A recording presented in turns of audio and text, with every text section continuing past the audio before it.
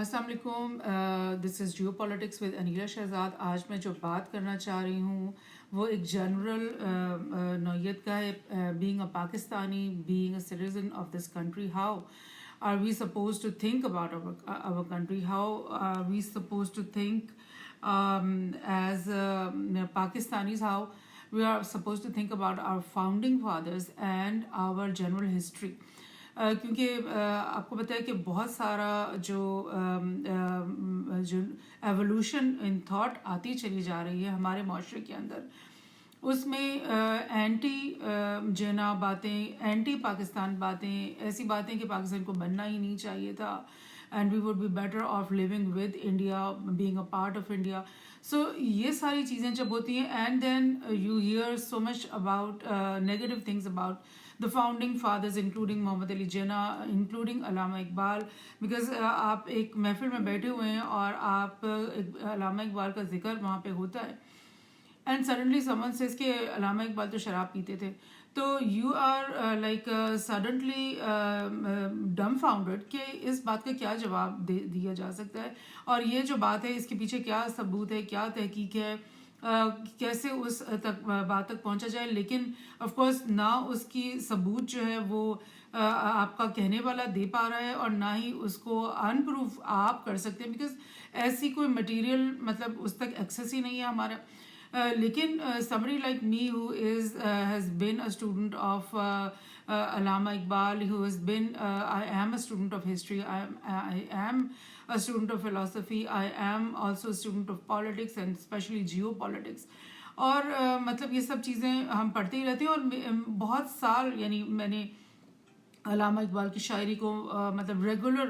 Basis पे मैं पढ़ती रही, उनकी तमाम जो लिटरेचर, उनके लेक्चर्स, वो सब कुछ मैं डिटेल से उनको स्टडी करती हूँ। और इस सारे अरसे में मुझे कभी भी एक दफ़ा भी स्ट्राइक नहीं हुआ कि ये जो लिखा हुआ है या जो मैं पढ़ रही हूँ वो एक शराबी इंसान जो है ना वो लिख रहा है, बल्कि आई ऑलवेज थॉट कि मतलब ये कोई एक मिराकुलस किस्म का राइटिंग्स है, बड़ी इल्हामी किस्म की मुझे उनकी शायरी लगती थी और उनकी राइटिंग्स भी लगती थी। और डेफिनेटली अगर आप रिकंस्ट्रक्शन ऑफ रिलीजियस थॉट को पढ़ने की कोशिश करें, it's really you know a very concentrated type of text, and you have to spend a lot of time to understand, to matlab go through the whole thing, because the amount of reading behind those lectures, reading the whole Muslim history,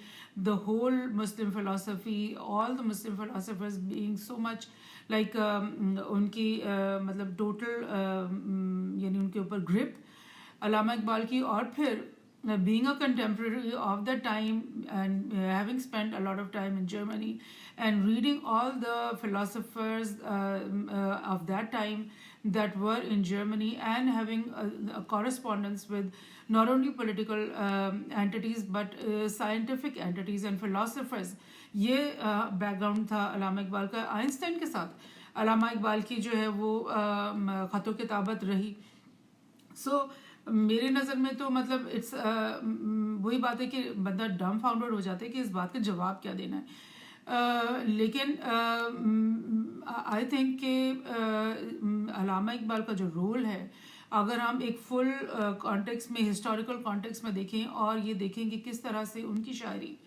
जो है वो एक बहुत कलीदी factor था मुसलमानों को एक platform में लेकर आने का, और लाइक उनके अंदर वो अवेयरनेस दोबारा से वापस लेकर आने की, जिससे वो इस वक्त यानी जिस मायूसी में वो इस वक्त चल रहे थे, और जब यानी एक मुग़ल ईरा जो है वो यानी मुग़ल ईरा का जो आखिरी आप समझ ले 100 ईयर्स थे, वो एक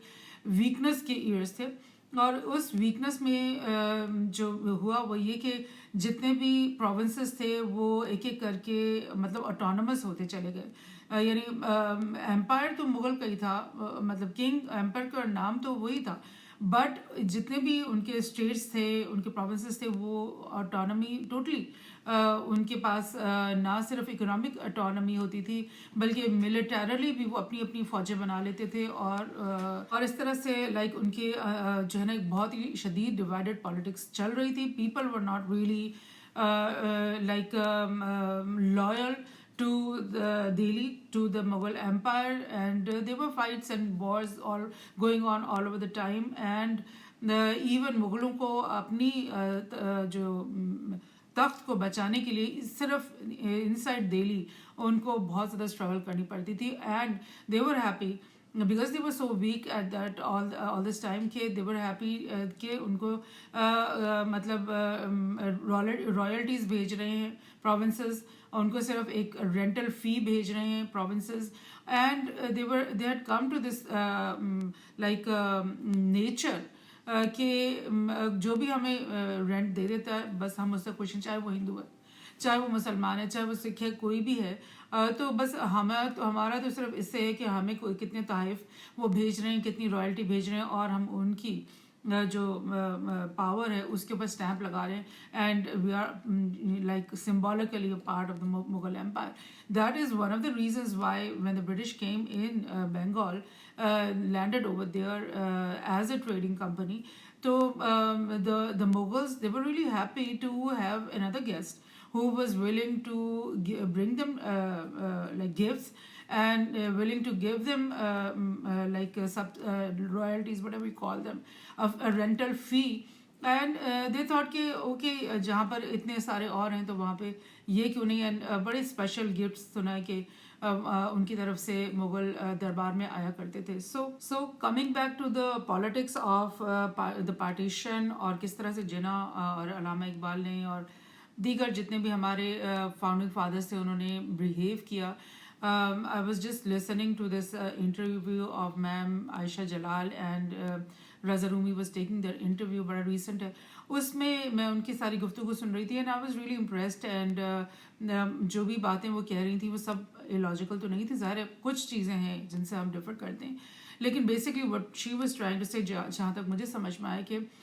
what she was saying कि जो हिस्ट्री जब हम उसको एनालाइज करते हैं तो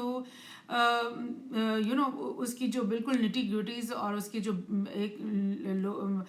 ग्रास रूट लेवल पर अगर हम उसको देखें तो हमें एक पिक्चर जो है ना वो बिल्कुल डिफरेंट नज़र आएगी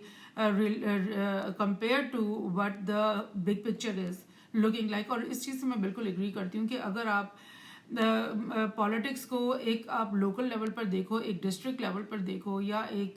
प्रोविंशियल लेवल पर देखो, या आप इस नेशनल लेवल पर देखो, तो हर लेवल पर आपको एक बहुत ही डिफरेंट डायनामिक्स नज़र आएंगी, और आप लाइक बैफल हो जाओगे कि ये जो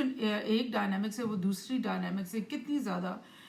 लाइक कंट्रास्टिंग है, कितनी ज़्यादा मतलब वो आपस में कोऑर्डिनेट ही नहीं हो रही होती बहुत सारी बातें. सो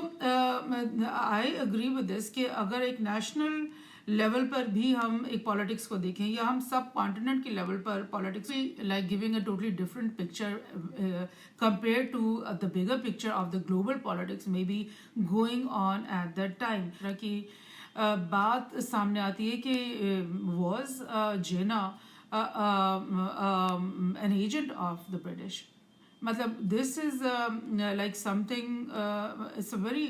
like a profound question also. I think we should try to answer it. But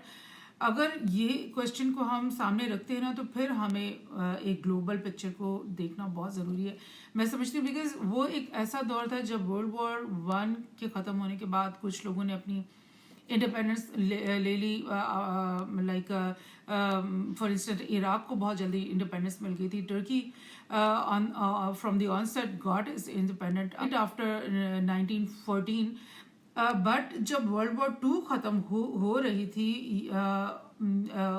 उससे पहले और उसके बाद, यानी तमाम कॉलोनीज़ जो कि ब्रिटिश की कॉलोनीज़ थी, फ्रेंच की कॉलोनीज़ थी, और इटली की, जर्मनी की कॉलोनीज़ थी, उन सब के अंदर इंडिपेंडेंस मूवमेंट्स चल रही थी. और वहाँ सब के अंदर जो है ना एक बहुत ही ग्रास रूट लेवल पर यानी people were like had come to this conclusion that their colonizers are going to leave,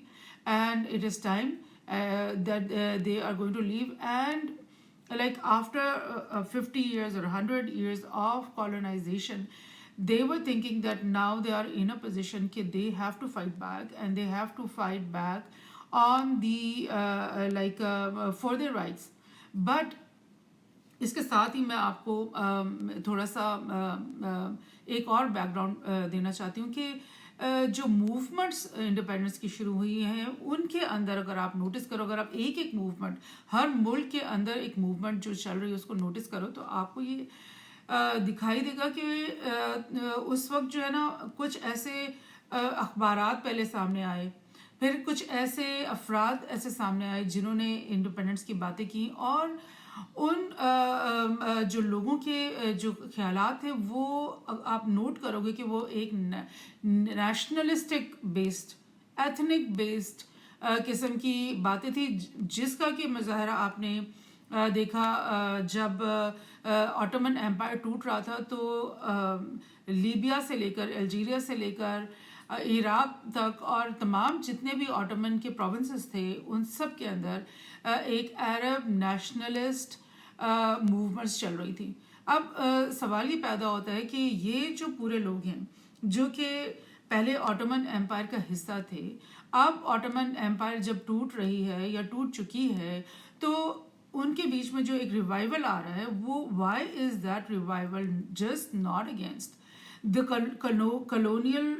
masters, those rulers, or once they get rid of those colonial rulers, then they think about just getting back again into one big integrated thing like they used to have under the Ottoman Empire, or in the subcontinent under the Mughal Empire. Why was not that the case? Why was it the case कि Algerians were saying कि जी हम ethnically Algerians हैं और हमने Algeria को independence देनी है, और इसी तरह लीबिया ऐसा क्यों सोच रहा था, और इसी तरह सीरियन जो पॉलिटिकल पार्टीज उस वक्त इमर्ज हो रही थी वो ये बात क्यों कह रही थी कि हम सीरियंस हैं और हम एक सीरिया को एक इंडिपेंडेंट कंट्री बनाएंगे. The reason behind this was that this was the way forward. This was the path laid by the colonial ex-masters who had मतलब laid down this framework कि हर कंट्री के अंदर जो है जो उनके नेशनल एथनिक यूनिटी है उसके मुताबिक उसको अपनी इंडिपेंडेंस हासिल करनी चाहिए. उसके लिए उन्होंने क्या किया, उन्होंने बहुत सारे जो एबल माइंडेड पीपल उनको वो स्कॉलरशिप्स पे बुलाते थे. यूएस के ब्रिटेन के अंदर और फ्रांस के अंदर स्पेशली इन दोनों ममालिक के अंदर ये चीज़ हुई कि मतलब हर कंट्री से जो है ना ये एबल माइंडेड पीपल, अच्छे पढ़े लिखे यानी केपेबल लोगों को वहाँ पे बुलाया जाता था, उनको अपनी यूनिवर्सिटीज़ में दाखिले दिए जाते थे, उनको मतलब डिग्रीज दी जाती थी, पीएचडीज करवाई जाती थी, और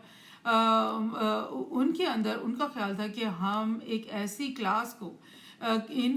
कल्टिवेट कर लेंगे जो कि जब 4 साल बाद 5 साल बाद ये लोग जब वापस अपने अपने मुल्कों में जाएंगे तो फिर ये एक ऐसी पॉलिटिकल या एलीट क्लास बन जाएगी जो इस पोजीशन में होगी कि वो अपने कॉलोनियल मास्टर्स के साथ निगोशिएट कर सके, यानी they will be having that right vocabulary, that right language skill in which they would be able to talk to their colonial masters कि भाई अब हमें अपनी आज़ादी चाहिए. This was happening in almost every colony and the same हमारे मुल्क से आपने उस दौर में देखा कितने लोग वहाँ पे गए और पढ़ लिख कर वहाँ से वापस आए. मतलब ये एक कस्टमरी चीज़ बन गई थी कि अल्लामा इकबाल भी वहाँ जर्मनी गए, उसके बाद आपने देखा कि कायदे आज़म जो हैं वो लंदन से वकालत करके आए, और उसके अलावा भी एक लिस्ट ऑफ पीपल है. और जब ये लोग वापस आए तो द ब्रिटिश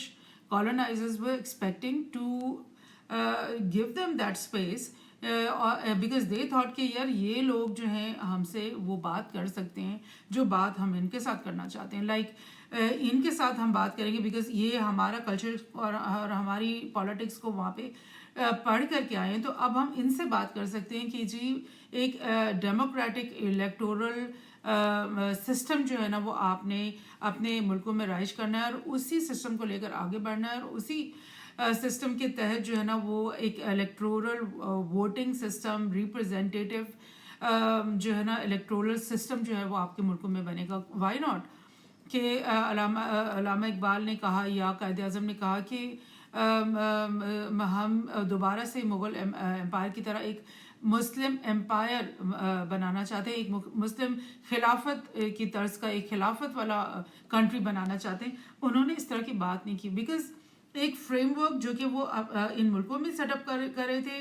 वो बिल्कुल इस दूसरी साइड पे जा रहा था, और फिर उस फ्रेमवर्क के अंदर जिन लोगों को स्पेस मिल रही थी टू टॉक, वो भी वही लोग थे जो कि बाहर से ये सारा कल्चर देख कर आए थे और उनको कन्विंस थे। जब आप एक आदमी को किसी कॉन्सेप्ट के ऊपर परसुएट करते हो तो उसका ये मतलब तो नहीं है कि आपने उसको खरीद ही लिया है। They would most likely not be in betrayal to the real interest of their people, but what they had come back with was something that this is the way forward, and this is what we're going to do, and this is the vocabulary that we are going to use. और वही हुआ कि may be वो चाहते होंगे कि कायद आज़म इससे भी एक छोटा पाकिस्तान लेकर के अलग हो जाते, लेकिन कायद आज़म ने एफर्ट की। So the fact was that ये जो लीडर्स हमारे फाउंडिंग फादर्स जो हैं कि लंदन से और जर्मनी से और फ्रांस से अगर पढ़कर आ रहे हैं तो does not mean that they are going to be in betrayal of the interest of their own people. Rather the truth would be कि even though the Britishers may have been expecting कि ये वही बातें करेंगे जो हमने इनके अंदर फीड किए हैं, लेकिन यहाँ पर आने के बाद और वापस अपने लोगों के साथ जुड़ जाने के बाद और उस पॉलिटिकल स्ट्रगल से गुजरने के बाद जिससे तमाम मुसलमान हिंद पूरा सब कॉन्टिनेंट गुजर रहा था, और like going through that whole context, these people like going through their internal unities and disunities and going through the provincial realities, the realities of the princely states, and going through all those nitty gritties, what was the end result or the end thing that they would come to, वो चीज़ है जिसको हमें challenge करना है, not ये कि nitty ग्रिटीज़ क्या थी और गांधी ने एक मखसूस मीटिंग में जिन्ना से क्या कह दिया। That was not the thing. The thing is to look at the bigger picture, the broader picture, कि अगर like हम ये सोचें कि ये जो लोग थे जो इस पोजीशन पे थे, जो जिनको हम अपना फाउंडिंग फादर्स समझते हैं, क्या इन्होंने मुसलमान जो थे पाक हिंद के, उनके मकासद को बिट्रे किया या हद्दुल इम्कान और पूरी स्ट्रगल की कि मुसलमानों के जो इंटरेस्ट है उनको यानी डिफेंड किया जाए। और इसी की एग्जांपल जो मैं आपको देना चाह रही हूँ, मैं अफ्रीका के अगर एक एक कंट्री की आप हिस्ट्री या उनकी हिस्टोरिकल टाइमलाइन को स्टडी करें तो आपको पता चलेगा कि हर मुल्क में ये हो रहा था। फॉर इंस्टेंस मैं आपको सिर्फ एक एग्जांपल दे देती हूँ घाना की, जो मैंने ये फैक्ट्स अभी अपने सामने रखे हुए हैं कि 1957 में उनको इंडिपेंडेंस मिली थी, और क्वामे नक्रुमा जो है वो उनके फाउंडिंग फादर समझे जाते हैं, उनकी तालीम भी ब्रिटेन के अंदर हुई थी, ठीक है। और जब वो यहाँ वापस पहुँचे उस वक्त तक, उससे पहले लाइक 1951 में पहले एक जनरल इलेक्शंस जो हैं वो मुनक्किद हो चुके थे घाना के अंदर, यानी एक वो फ्रेमवर्क और वो ले डाउन हो चुका था, पाथ में ले डाउन हो चुका था। उससे पहले भी यानी 1951 से पहले भी कुछ इलेक्टोरल सिस्टम वहाँ पे इंट्रोड्यूस होता रहा, लेकिन वो कोई छोटी नौयत का या इस तरह से मतलब छोटी छोटी पार्लियामेंट्स और वो बनती रही। लेकिन 51 में एक यूनिवर्सल सफरेज के साथ जो है घाना के अंदर इलेक्शंस हो चुके थे एक दफ़ा, और जब क्वामे नक्रुमा जो है वो वापस आए तो ही न्यू कि उन्होंने जो इंडिपेंडेंस लेनी है वो इसी इलेक्टोरल डेमोक्रेटिक सिस्टम के अंदर रहते हुए और इसको एक्नॉलेज करते हुए उन्होंने ये लेनी। तो द सेम थिंग, और ये जो मैं आपको क्यों मैंने इनका एग्जाम्पल लिया नुक्रमा का, कि he was such a patriot of his country, although he had come back from Britain, he had all that like elitish background, like he had all those opportunities that any elite connected directly to the British crown would be having. But जब वो वापस आए और वो अपने मुल्क की independence struggle के साथ जुड़ गए, तो उन्होंने अपने लोगों की, अपने मुल्क की जो इंटरेस्ट है उनके साथ वो टोटली लॉयल हो गए थे। और जो भी उनके जो कॉलोनाइजर्स चाहते थे कि हम जब चले जाएं तो हमारे बाद एक ऐसी रिजीम यहाँ पर इंस्टॉल हो जाए जो कि हमारी पपेट रिजीम हो, जो कि हमारे इंटरेस्ट का ख्याल रखे। लेकिन कौम नक्रुमा जो है उन्होंने इस चीज़ से बिल्कुल इस चीज़ को डिनाई कर दिया। उन्होंने बोला कि जो भी हम डिसीजंस मेक करेंगे वो हम अपने लोगों की, अपने मुल्क की सॉवरन इंटरेस्ट को सामने रखते हुए करेंगे। और क्या हुआ कि विद इन फ्यू ईयर्स, यानी 57 में उनको इंडिपेंडेंस मिली और 66 में जब तमाम कोशिशों के बावजूद कौम नक्रुमा जो है ये जो एक्स कॉलोनाइजर्स थे, आई थिंक फ्रांस था इनका एक्स कॉलोनाइजर, उनकी कहने में जब वो नहीं आए तो उनको एक कू के ज़रिए से रिमूव कर दिया गया और उनको मुल्क बदल होना पड़ा। और ये सिर्फ एक घाना की स्टोरी नहीं है, बल्कि तमाम ही जो अफ्रीकन कंट्रीज़ हैं उनमें जो भी लीडर्स ऐसे आए जो कि फाउंडिंग फादर्स थे उनके, और उन्होंने रेजिस्ट किया एक्स कॉलोनाइजर्स के इंटरेस्ट को। उन्होंने कहा कि हम अपनी मर्जी के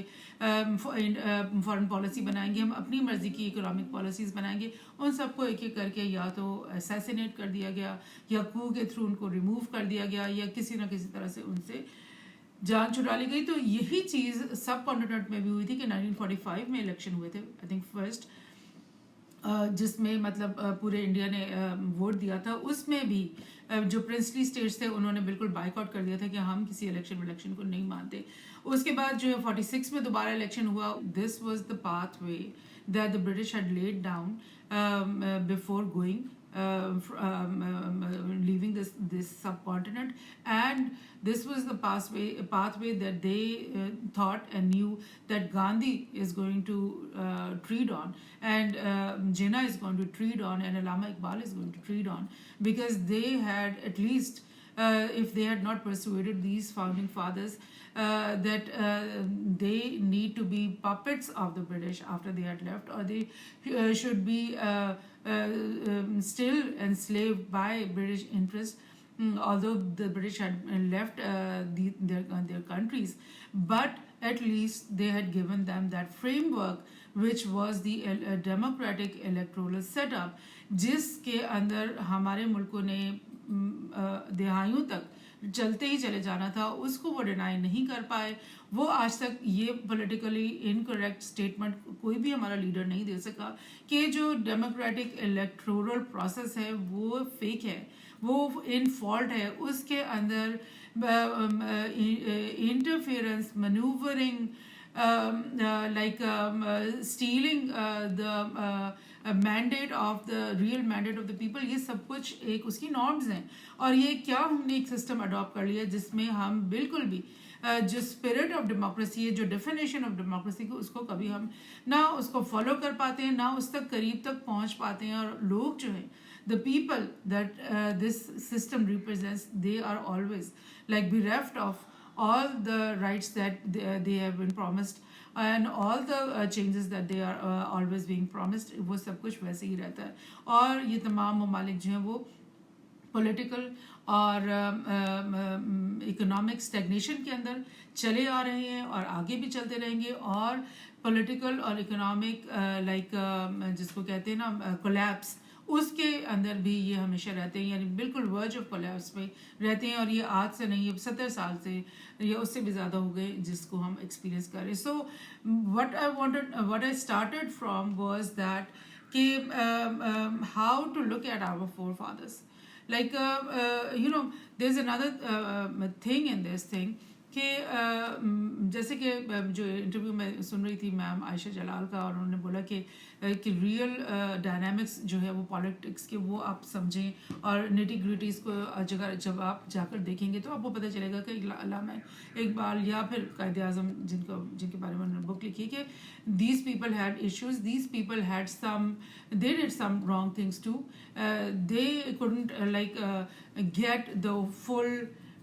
whole Pakistan that they should have been getting, because there were so many provinces in between the Indian territory that were having a Muslim majority at that time. तो वो सब तो हम हासिल नहीं कर सके, बल्कि इवन जो पंजाब था